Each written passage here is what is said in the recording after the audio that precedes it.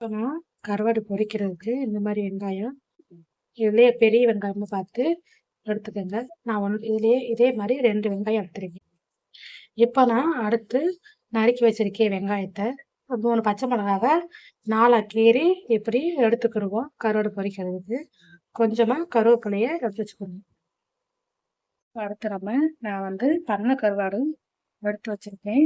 ஒரு 5 கருவாடு வச்சு இப்போ நான் அடுப்பில் சுடுதண்ணீர் வச்சிருக்கேன். இப்போ நம்ம சேர்த்துருக்கிறதுல நம்ம சேர்த்துக்கிடுவோம்.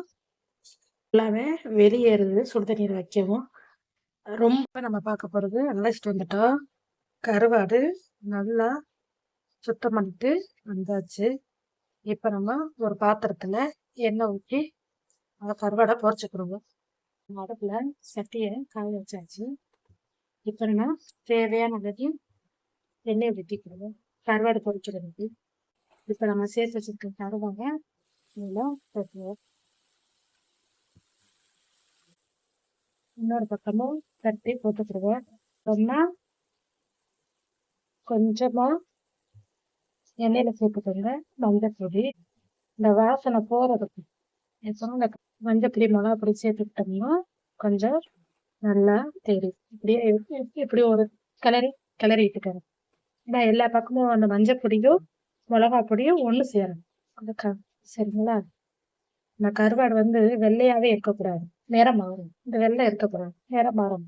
அதுக்காக மஞ்சள் பொடியும் மிளகா பொடியும் சேர்த்துக்கிட்டோம்னா கொஞ்சம் நல்லா தெரியும் கருவாடு. பார்த்தீங்களா எப்படி இருக்குன்னு?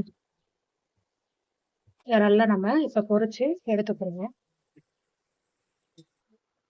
சட்டி நல்லா எடுத்துக்கிட்டா சட்டி நல்லா கலந்துருச்சு. இதை கொஞ்சம் வந்து நம்ம பச்சை மிளகாவை சேர்த்துக்கிடுவோம். சேர்த்து அடுத்து நம்ம கருவேப்பிலையை சேர்த்துக்கிடுவோம். சேர்த்து இது எல்லா பக்கமும் வர்ற மாதிரி கொஞ்சம் இது ஊற்றிக்கணும். இப்போ நம்ம நறுக்கி வச்சிருக்கிறத வெங்காயத்தை சேர்த்துக்கணும். சேர்த்து இதுவும் கிளறிட்டு இதே எண்ணெயில தான் அது ஒன்றும் நமக்கு எப்படி வதங்கி வந்திருக்குன்னு. இப்போ இந்த இதில் நம்ம கருவாடு இருக்கிறத நம்ம இப்போ சேர்த்துக்கிடுவோம்.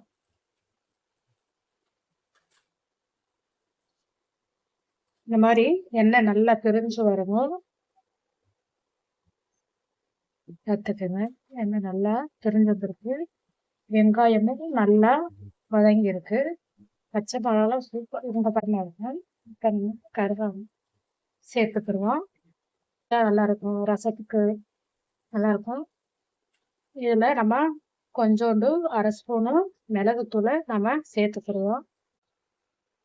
பாருங்க, 1 ஸ்பூன் இல்லை 1/4 ஸ்பூன் தான். இதில் கொஞ்சமாக பெப்பரு சேர்த்துக்கிடுவோம் நம்ம. சரிங்களா? இப்போ இதை ஒரு கிளறி விட்டுட்டு நம்ம கருவாடு ரெடி.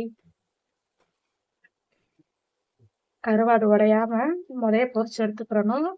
எடுத்துட்டு இப்போ நம்ம அப்படியே சேர்த்த நல்லா இதோடு எடுத்தோம்னா கருவாடு பொரியல் ரெடி.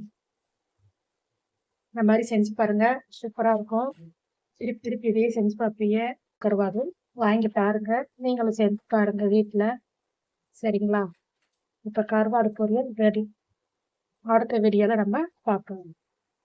கொஞ்சமாக நம்ம மல்லி இலையை தூவி விட்டுக்கிறோம். சரிங்களா? ரெடி.